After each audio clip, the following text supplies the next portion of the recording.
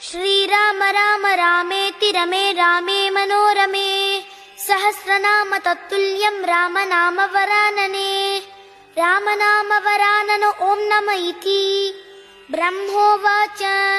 नमोऽस्त्वनन्ताय सहस्रमूर्तये सहस्रपादाक्षि शिरोरुबाहवे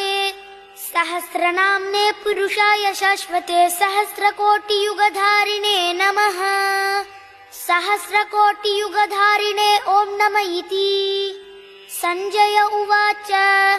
यत्र योगेश्वरः कृष्णो यत्र पार्थो धनुर्धरः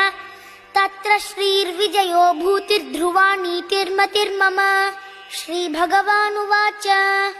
अनन्याश्चिन्तयन्तो मां ये जनाः पर्युपासते तेषां नित्याभियुक्तानां योगक्षेमं वहाम्यहम् परित्राणाय साधूनां विनाशाय